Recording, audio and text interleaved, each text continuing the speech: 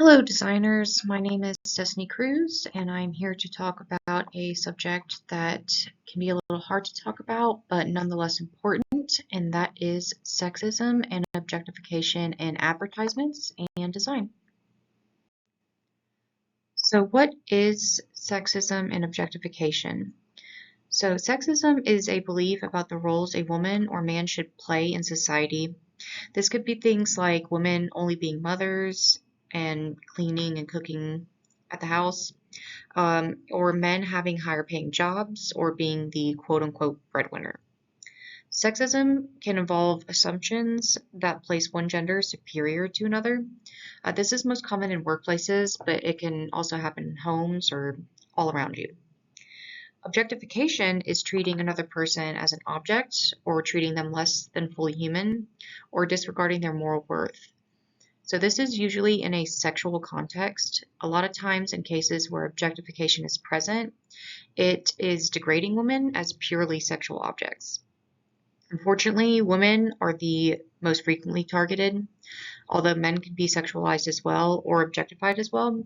Children can also be a part of this. So why is sexism or objectification something to worry about in design? So when designers have used sexism or objectification in their designs, it can negatively impact the viewers and how they perceive you or even the company you're designing for. This can absolutely come back on you, and this can prevent you from being hired again. Designs, especially advertisements, can normalize the subject by exposing the viewers to whatever agenda the design or ad can be pushing. So things like shoes, clothes, or food establishments, these are largely enjoyed, and they have an effect on adults and especially children. Because children are so easily influenced, the ethical and moral designs that you make are crucial in the parent's decision on what they're buying for their kids. Sexist ads can have a long-lasting effect on the viewer's self-esteem. So designs that promote unrealistic body standards or the quote-unquote picture-perfect woman can patronize the feelings of a woman who feel they don't fit the portraying ad or design. Some examples of this are ads that consist of makeup, bikinis. Again, food establishments are really big on this, and beer is also really common. Like I said before, when you create designs or ads, it can represent your values or morals, and when you include sexism or objectification in your ads, this can affect the way viewers or companies who are looking for designs feel about you. This can prevent you from furthering your career, and the chances of you being hired would decrease due to the fact that these designs can also affect the company. So here are some examples of ads that have used sexism or objectification in their designs. Balenciaga, this was an advertisement campaign 2023. It featured photos of children holding a bear in bondage outfits. They claimed this was a part of the artist series called Toy Stories, which explored what people collect and received as gifts. The company received a lot of backlash for this and had to issue an apology on Instagram. They said the plush bag should not have been featured with children, and they immediately removed the campaign from all platforms. From this, they received a $25 million lawsuit. Here is another example. This is Carl's Jr. This ad was featured in a Super Bowl commercial in 2015. It featured models wearing bikinis, one of which of the models was a TikTok content creator named Alex Earl.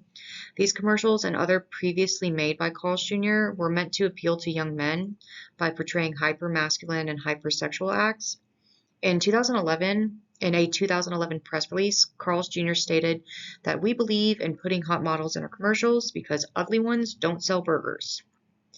These commercials received backlash as well, as activists argued that these commercials objectified women since they were used more so as props rather than people. This is Dolce & Gabbana. This is from a spring/summer 2007 campaign.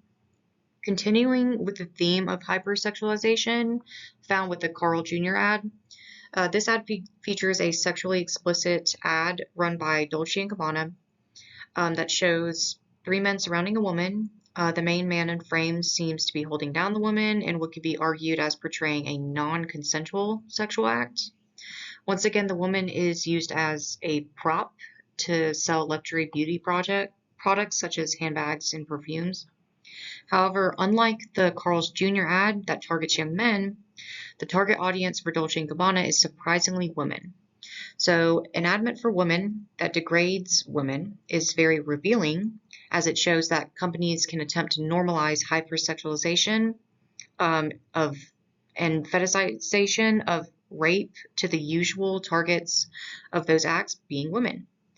The advertisement was then banned from being used in the Italian publications, and it was pulled in the US after appearing in just one issue of Esquire magazine. So repercussions of using sexism or objectification can vary. So unfortunately, out of the examples I showed, Balenciaga was the only company that had a lawsuit against them. Although the Carl's Jr. and Dolce & Gabbana advertisements were just as sexist and objectifying, the repercussions didn't quite feel like justice was served, in my opinion. So other repercussions for using sexism or objectification in your ads or designs can again be, as what I explained earlier, loss of job opportunity. It could also be harmful, have harmful effects to the viewers and company. This includes emotional and physical effects. It can have long-lasting negative labels, again, not just on you, but the company that you're designing for. Public apologies could be a repercussion, such as the Balenciaga's Instagram apology. And again, remember, when you include sexist subject matter in your designs, it doesn't just affect you. So now that we've gone through the hard part, I'm going to talk about some positive ways you can create a design while avoiding sexism and objectification. So one way is using all genders equally. This can include all pronouns as well, and not portraying a hierarchy. So not portraying women as lesser than men or men higher than women. This can also include using all body types in positive ways. Everybody's beautiful in their own way. So this could be no matter what size, no matter what race or gender. Portraying all genders in a powerful and meaningful manner. So when you create designs that highlight unique things about a person or group, it could show how those characteristics are powerful instead of labeling them as different or unliked. Don't use sexual content in ads. Again, children are a large part of this audience for all ads. So just using sexual content is highly advised against. So I hope you take some of the tips that I gave and use them in the future when you're creating designs. And I will see you in the next one.